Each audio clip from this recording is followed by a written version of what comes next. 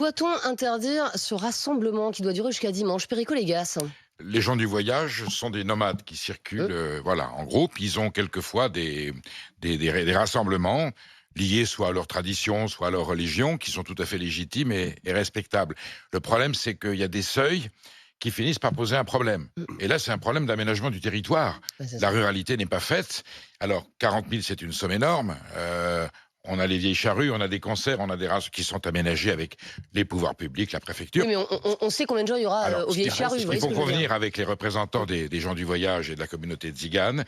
Voilà, on leur dit il y a un certain nombre de sites en France qu'on va aménager avec des raisons, avec des conditions sanitaires, hygiéniques, électriques, parce qu'évidemment, quand ils arrivent sur place, ben ils vivent un peu sur la bête, et on sait que voilà. Mais enfin, il y a des terrains qui sont faits pour ça. Hein. Alors, mais 40 000, c'est énorme. Donc, Oui. il faut leur proposer on va dire un par département, ou 50 en France. On leur dit, voilà, vous allez où vous voulez, voilà les sites où vous êtes accueillis, où vous pouvez venir en grand nombre.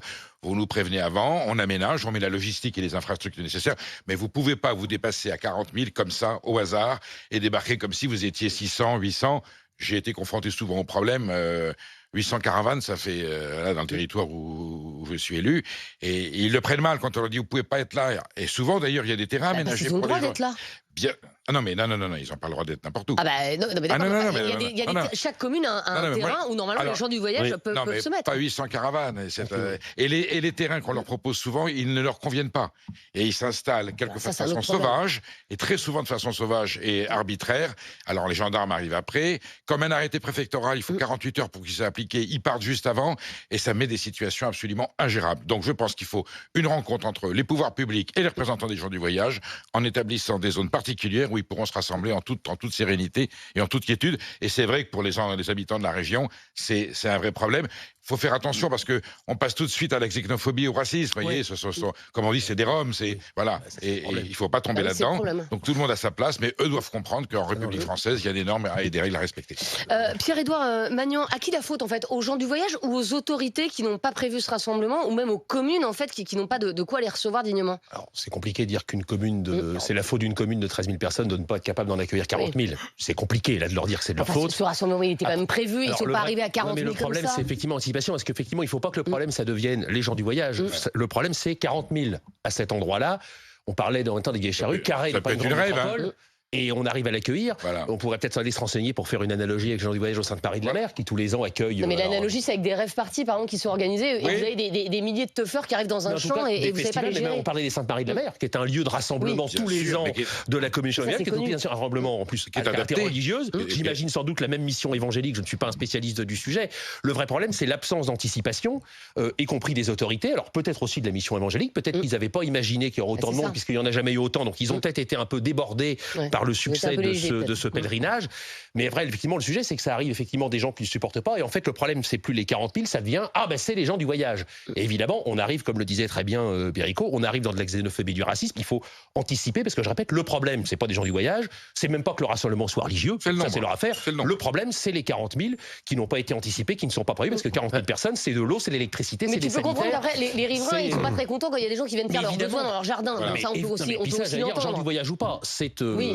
un délit, c'est sous peine de contravention, et puis c'est surtout le. Mais ça arrive pas tous les jours, vous voyez. Enfin, Dieu merci, non. Vous n'avez jamais trouvé quelqu'un qui Mais- faisait ses besoins dans votre jardin? Enfin, je ne crois Oh pas. non, mais ouais, de toute façon, j'ai un fusil, donc il Oui, n'y a donc- pas de problème. Mais donc, je précise que c'est du second degré. Oui, Et troisième. voilà, non, que des animaux, des fois la nuit. Parce que moi, je suis en campagne, donc il peut m'arriver Oui. le matin de retrouver des animaux. Et bon, j'ai pas mis des Enfin, pièges à loup. il laisse pas de papier pour le coup. Jamais. Ils Bon, sont alors, vraiment continuez. jamais. Donc voilà. Donc non, le vrai souci, c'est que ça n'a pas été anticipé et qu'effectivement, il faut être capable d'organiser. Après, on ne peut pas demander à toutes les communes de France d'être capables d'accueillir d'ailleurs des rassemblements de 40 000 C'est ça. personnes. Donc il faut effectivement l'organiser. Après, je répète, on prenait l'exemple des Vieilles Charrues. Carhaix n'est pas une grande métropole. Non. Je ne connais plus de tête la fréquentation des Vieilles Charrues, mais c'est assez. Bon, ils ne dorment pas tous à Carhaix. Hein. Non, est mais d'accord. bon. Au niveau de oui, l'infrastructure hôtelière, on est assez Je loin pense que le flux est de plus 40 important 000. et on arrive à gérer un flux pareil. Eux n'ont pas besoin d'hébergement. Ils sont avec. Oui, c'est vrai. Ils n'ont pas besoin d'hébergement. Par contre, ils ont besoin notamment de réseau. Réseau d'eau, réseau sanitaire, réseau Oui, ça, d'évacuation, c'est sûr. électricité. Parce que pareil, évidemment, La vous commune imaginez a été 40 débordée, c'est une ville, enfin 40 000 personnes. Mais c'est énorme. Moi qui suis proche de Dieppe, Dieppe c'est 30 000. Enfin, je veux dire, c'est énorme 40 000 personnes. C'est une belle ville moyenne. Ceci étant dit, là, je viens de On y retrouver va. des articles de presse qui datent de 2019 où il y avait 20 000 personnes, moitié moins. Articles de presse qui font déjà état de polémique sur le rassemblement. Il y avait moitié moins. Les habitants se disent excédés, les élus locaux disent que c'est pas adapté. Donc le problème, il n'est pas nouveau. L'année dernière, il y avait le même rassemblement au même endroit. Cette année, on dit qu'il y a 40 000 personnes. L'année dernière, il y en avait 38 000.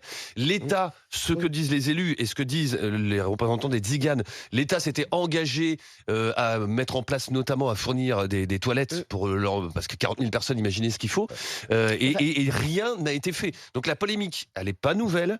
Et d'année en année, ça ne fait que s'accentuer. Pour faire écho à un événement d'actualité, on laisse à nouveau des collectivités, un maire tout seul, face à quelque chose qu'il ne peut pas gérer. D'abord, il n'en a ni les moyens techniques, ni les moyens financiers, ni même les moyens juridiques, d'ailleurs. Faut arrêter avec cette stigmatisation pour vous, Benjamin Muller. Moi, je trouve qu'en fait, là, on est en train de débattre de quelque chose qui a lieu quasiment tous les week-ends, sur tout un tas de sujets, sur plein d'autres choses. On n'en débat jamais. Moi, je connais pas Carré, j'ai jamais fait les vieilles charrues. Il y a une rave party et qu'effectivement, il y a des incidents. Alors, j'y viens. Il y a des incivilités, on en parle. Oui, mais Alors, l'analogie des rêves parties avec un rassemblement de la communauté des gens du voyage, je pense qu'elle est pas bonne parce que rêve party. Non, c'est pas ce que je veux te dire. C'est un rassemblement. Ce que je veux dire, c'est des rassemblements avec énormément de personnes où on a du mal. Les gens sont débordés. Voilà. C'est ça que je veux te dire. Je suis. Évidemment. Et t'as raison. Et c'est difficile de savoir combien de personnes vont arriver dans les rêves parties. En revanche, dans les rêves parties, une personne sur deux est défoncée jusqu'à la moelle. Mais ça n'a rien à voir. Donc c'est pour ça que je dis que c'est différent. Ouais. Les festivals, effectivement, on peut savoir combien de personnes viennent. Moi, c'est les Eurocaines à Belfort que je connaissais bien. C'est la même idée. En fait, c'est un peu à la marge de Belfort. Et c'est un bordel sans nom, pardon, mais les voisins, etc., c'est pareil. Les gens, en fait, il y a du camping. Il y a un camping qui a un certain nombre de places. Rapidement, vous arrivez là-bas, vous n'avez pas de place, donc vous allez dormir à côté, dans le champ des voisins, etc. Là aussi, les gens vont vous faire leurs besoins.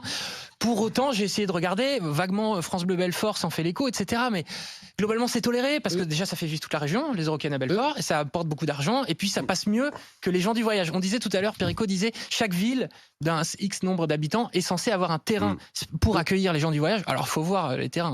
Parfois, c'est vraiment à la marge de la ville, dans la sortie de la déchetterie, d'autoroute. souvent. Exactement. Entre la bretelle d'autoroute et la déchetterie. Et ça, c'est pas, Non, c'est pas un cliché. C'est à côté des stades. Je dis pas que c'est pas tout. Ça existe. D'accord, mais c'est pas que comme ça. Ce que je voulais Avec dire des par là, toilettes installées qui sont immédiatement pillées, pétées. Alors, si tu veux qu'on aille mettre les pieds sur là où ça fait mal, on peut y aller tout de suite. Ah bon, on peut tout à fait. Tout de suite. On peut tout à fait. Moi, je connais des endroits impeccables. Quand ils passent, une fois qu'ils sont partis, tout est pété. Ils ont arraché Alors, les Perico, j'ai habité longtemps à côté du Parc des Princes à Paris, où tous les samedis, quand il y avait un match, il y avait des mecs qui venaient pisser sur mon mur et ma porte. Est-ce qu'il y avait des articles? Est-ce qu'on en faisait des débats pour dire il faut fermer le Parc des Princes parce qu'on vient pisser sur ma porte? Non. Ce qu'on faisait comme des gogos, c'est qu'on nettoyait notre porte. Parce que les supporters, est-ce qu'il faut interdire le foot? Non, c'est la même chose.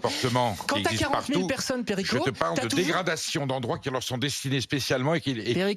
C'est toujours pareil, t'as toujours un petit pourcentage de gens. C'est pas un petit pourcentage. Ah bon? Eh ben alors vas-y, tu t'appuies sur toi. Il n'y a pas d'études là-dessus, Il y a des statistiques très précises. Il n'y a pas de. Non. Sur 40 000 personnes, si t'as 1% de connards, bah voilà, ça fait beaucoup. Ça fait 400 personnes. À 400 personnes, tu peux commencer commencer les à mettre rapports de gendarmerie. Tous les jours en France, il y a des endroits de gens du voyage qui sont dégradés, c'est tout, point final. Écoutez, je n'ai pas ces statistiques. Eh ben, on vous les fournira. Fournissez-les-moi parce que je ne les ai pas. Notre invité sur ce débat, c'est Mathilde Paris, elle est députée RN du Loiret et porte-parole du RN. Bonjour Mathilde Paris. Bonjour. Merci beaucoup d'être avec nous. Alors, c'est un débat compliqué, hein, bien sûr. On parle de ce rassemblement religieux de 40 000 gens du voyage dans une commune du Loiret qui, manifestement, n'est pas adaptée à un aussi grand nombre de personnes. Vous réclamez quoi? Ce rassemblement se termine dimanche. Vous réclamez l'interdiction de ce rassemblement? Non, écoutez, nous, ce qu'on demande aux organisateurs, c'est de maîtriser le nombre de participants. Parce qu'en fait, ils ont un terrain qui leur appartient, qui appartient à cette association Vie et Lumière, et qui peut contenir jusqu'à 20 000 personnes. Le problème, c'est qu'aujourd'hui, ils sont 40 000, donc on a des terrains agricoles privés qui ont été investis par les caravanes, puisqu'il n'y avait plus assez de place sur les terrains de l'association, et qu'aujourd'hui, on a clairement une affluence qui n'avait pas été anticipée, puisque j'avais participé à une réunion d'organisation avec les services de l'État en avril dernier. Il était prévu entre 15 000 et 20 000 participants. Donc il y a un gros problème, si vous voulez, d'anticipation clairement sur le nombre de participants.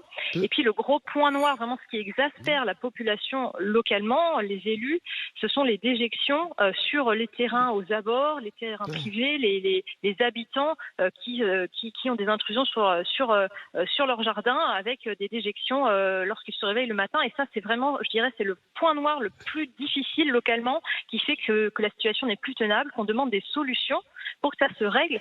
S'il n'y avait pas ces deux éléments aujourd'hui qui pose problème. Je pense que le rassemblement pourrait se tenir dans de bonnes conditions. Très Et bien. voilà, les conditions aujourd'hui ne sont pas réunies pour qu'il puisse se dérouler convenablement. Donc soit il faut trouver un site plus grand, ou alors, mais on l'a demandé effectivement Enfin, un site pour accueillir régulièrement 40 000 au service de personnes, l'État, c'est pas mais facile. rien, C'est l'État. mais rien n'a été. Il y a eu des promesses de fait sous le ministère de Manuel Valls. Cette promesse n'a pas été tenue et depuis ce temps-là, rien ne bouge. On se sent vraiment abandonné. Les élus locaux se sentent abandonnés. Moi, j'ai encore vu le maire, j'étais sur le site là ce matin, qui reçoit maintenant des menaces et qui est laissé seul. Des menaces voilà, de qui? face à ça. Des menaces sur les réseaux, il reçoit des mails au niveau de la mairie de gens qui le traitent de raciste, qui essaient de l'intimider, etc. Parce que tout simplement, il fait part d'une situation et c'est tout ce que l'on fait. On ne stigmatiser personne, je tiens vraiment à le dire. Ouais. On fait part d'une situation qui n'est plus tenable localement. Il faut trouver des solutions. Il faut que l'État prenne ses responsabilités maintenant. Voilà, vous, ce que vous dites, Mathilde Paris, c'est que vous n'êtes pas contre ce rassemblement. Ce qui est embêtant, en fait, pour le département, c'est qu'effectivement, ils sont 40 000 sur un terrain de 20 000, et évidemment, ça C'est pose, le seuil, mais ça pose il y des a un soucis. seuil qui est franchi qui n'est pas compatible avec la réalité du terrain. Mais encore une Ça me fois, paraît- la question, et c'est vrai qu'on peut pointer du doigt la responsabilité de l'État, enfin, je connais pas le dossier par cœur, mais c'est pas nouveau. L'année dernière, ils étaient 38 000. Il y a un rassemblement toujours près de Gien, dans le même secteur, au mois d'août, aussi un rassemblement évangélique. Ils sont régulièrement 30 000. Et surtout, Donc ça c'est se pas. prépare. S'ils Oui, ont mais c'est prévenu pas 3 nouveau. mois avant, ça se prépare. Mais c'est pas nouveau. La situation n'est pas nouvelle. Il y a un sujet de ce qu'évoque, enfin, Madame la députée évoquait en plus que le terrain, même Pierre-Edouard Rémy, est Ouais. un terrain privé qui appartient Oui. à l'association. Ce qui veut dire là aussi, alors j'apprends l'information, je ne l'avais pas vue. Bah, elle fait ce qu'elle veut, l'association. Alors elle fait ce qu'elle veut, cela dit, quand on accueille 20 000 personnes sur un terrain, on peut avoir un certain nombre d'obligations, parce qu'une association est une structure de droit privé, peut être soumise à certaines obligations. Alors c'est pas tout à fait le statut d'un camping, sauf qu'on pourrait se poser la question. Moi je suis propriétaire d'un terrain où j'accueille 20 000 personnes qui sont effectivement des nomades. Après, c'est aussi l'éternel problème de comment on gère le nomadisme dans nos sociétés qui ne le sont pas, mais là, qui est un problème plus vaste. Mais donc, ça veut dire aussi qu'il y a une vraie responsabilité aussi de la structure associative, et vous savez à quel point j'aime les associations en général, parce que du coup, ils ont aussi des responsabilités, parce que du coup, c'est un terrain privé. Ce qui veut dire aussi que la mairie, ce qui veut dire aussi que là, on peut pas y rentrer comme on veut, etc. C'est pas du tout un terrain public mis à disposition. Donc, enfin, ce qu'évoquait la députée sur le fait que ce terrain appartient à l'association, ça donne aussi un prisme un peu particulier, et ils peuvent pas dire on est d'accord pour en accueillir 15 ou 20 000 et en accueillir 40 000, effectivement. Là, mais là, je répète que soit des gens du voyage, des campeurs, des rêveurs, des festivaliers ou que sais-je, le problème est effectivement le même. Et le problème, c'est qu'une association qui dit je fais un événement à 20 000 et en fait on accueille 40 000, il y a effectivement un problème. Après, il y a eu beaucoup d'infractions constatées. Il y a eu 4 000 contrôles, Rémi, avec 177 infractions sur tout ce qui est automobile et je crois 60 infractions en ce qui concerne 250 gendarmes qui sont mobilisés. déchets. Ah oui, Oui. Exactement. Mathilde Paris, la situation, elle est tendue là aujourd'hui dans le Loiret ou ça a tendance à se calmer? La situation est toujours tendue, compte tenu de l'affluence du nombre de participants. Pour revenir à ce que vous disiez, en fait, il y a eu effectivement l'été dernier un rassemblement qui avait réuni, donc le même rassemblement qui avait réuni 38 000 personnes, mais c'était exceptionnel et on nous l'avait présenté comme étant effectivement exceptionnel, lié à 2 ans d'absence suite au Covid-19. Les autres éditions, c'était toujours autour de 20 000 personnes, en effet. Donc là, on a quand même un rassemblement maintenant qui prend une ampleur qui n'est plus maîtrisée. Et puis, ça pose quand même des questions au niveau des installations. Alors, il y a des installations sur le site privé qui au niveau appartient à sanitaire. l'association. Mais le Hygiénique, problème, c'est bien que ça sûr. déborde sur des terrains. Je vous dis, c'est un agriculteur aujourd'hui qui a ses Fatalement. parcelles occupées par des 40 000. caravanes. Sa récolte est fichue. Parce que il n'y avait pas la place sur le terrain de l'association pour pouvoir accueillir tout le monde. Merci beaucoup en tout cas Mathilde Paris d'avoir été notre invitée sur ce débat. On va accueillir Julien qui nous appelle de l'Orne. Bonjour Julien. Oui, Julien. bonjour. Et Julien, vous faites partie de la communauté des gens du voyage, c'est ça? Oui, tout à fait. Vous allez à ce rassemblement ou pas Julien? Non, j'ai des problèmes personnels qui ne me permettent pas D'accord. d'y aller, mais généralement j'y vais tous les ans. Une chose que je voulais signaler, j'ai écouté le débat attentivement, et il est parlé de la préparation en aval de ces rassemblements. Oui. Vous savez que pour faire une convention comme celle-ci, c'est préparé 1 an à l'avance avec les autorités. C'est ça qui m'étonne. Oui, mais si les autorités pensent que c'est... Oui, mais si les autorités pensent qu'il y a 20 000 personnes, Julien, et qu'il y en a 40 000. Ah bah après nous on peut pas gérer l'afflux des personnes. Vous savez combien qu'on est de gens du voyage en France? On est environ 500 000. D'accord. 500 000. L'association Vie et Lumière compte à peu près 150 000 adhérents. Environ. D'accord. Oui, donc potentiellement, vous auriez pu être 150 000 à 500 000, Voilà. quoi. Et par rapport au rassemblement qu'il y a dans le mois d'août, généralement, les années précédentes, il y a quelques années en arrière, il y avait des terrains militaires qui étaient mis à disposition à cette association. Des anciennes bases de l'OTAN, qui étaient beaucoup plus grandes, et ces terrains ont été vendus. L'association a désiré acheter un terrain dans l'est de la France, parce que les bases de l'OTAN généralement étaient dans l'est de la France, mais à l'époque de Cambrai, il y a une ancienne base militaire de l'OTAN à Cambrai qui devait nous être vendue, mais justement, ça a été refusé. D'accord. Mais vous regrettez, vous, en fait, Julien, cette stigmatisation des gens du voyage ? Tout à fait, tout à fait. Parce que il est parlé vous savez qu'après ce rassemblement, il y a 135 groupes environ qui vont partir dans toute la France, sillonner la France, monter des petits chapiteaux. 135 groupes, ce qui représente une masse beaucoup plus importante, les 135 groupes réunis, que le rassemblement que nous avons à Neuvois. Oui. Beaucoup plus important. Oui, mais Julien, vous êtes quand même conscient, il y a une stigmatisation, on l'utilisait quand même. C'est sûr et certain. Oui, mais Julien, en vrai, Julien, on va pas se mentir. Il y a quand même parfois, dans certains rassemblements, quand vous quittez les terrains, c'est pas toujours nickel. Non, mais par contre, nous, on a la majorité, on a des équipes de nettoyage qui nettoient le terrain et les alentours. Mais ce qui se passe par rapport au nombre de terrains, c'est ça que je voulais signaler, par rapport au nombre de terrains. La loi Besson, elle date depuis 2000. On est en 2023, il n'y a même pas 50% des aires de grand passage pour les rassemblements de 50 à 200 caravanes qui sont mises en place. Il est parlé de aires permanentes aussi, des aires on va dire semi-sédentaires, des aires goudronnées qui vont accueillir 25-30 caravanes, le maximum. Mais ça n'a rien à voir avec les grands passages d'été. C'est pas 40 000, c'est sûr. Non, mais 40 000, si vous préférez, c'est 2 fois l'année. Oui, je comprends, mais est-ce que vous, Julien... Est-ce que Julien, vous dites pas quand même quelque part, voilà, ce qui arrive dans le Loiret, on va encore être stigmatisé. Est-ce que vous dites pas, c'est à nous aussi à un moment de nous prendre en main et de faire gaffe, et justement pour que, en fait, il n'y ait pas effectivement de déjection dans le jardin du voisin, des incidents, etc. Quoi, et qu'effectivement après, le Loiret ait envie de vous accueillir parce que justement tout sera bien fait, tout sera dans les règles, quoi. Il n'y aura pas eu d'incident. Parce que l'État nous a aucunement donné la possibilité d'acheter des terrains ailleurs. D'accord, ok. Voilà, l'État nous a donné aucune possibilité d'acheter des terrains. Par rapport aux élections, ça je le déplore, et puis c'est complètement légitime, du mécontentement de la population par rapport à ça je le conçois. Mais vous savez que la mission évangélique, ce terrain lui appartient depuis 1988. Il y a des rassemblements depuis 1989. Mais malheureusement, il y a une démographie. La population augmente comme la population française. Parce que déjà, nous sommes français, les gens du voyage, nous sommes français. Pour vous donner une idée, moi je suis français, mon père est né en France, mon grand-père était né en France et mon arrière-grand-père. Mon père c'est bien de le rappeler, c'est pour vous donner une idée, mettons que nous, la majorité des gens du voyage, sont intégrés dans la société. Moi je suis entrepreneur, je travaille dans le bâtiment, il n'y a pas de problème. Ce que je vous expliquais, c'est par rapport dès l'instant qu'on parle des gens du voyage, il y a toujours une stigmatisation. Écoutez, il faut enlever le cliché des voleurs de poules, ça n'existe plus, madame. Non, mais vous me dites ça à moi, je le sais bien, Julien.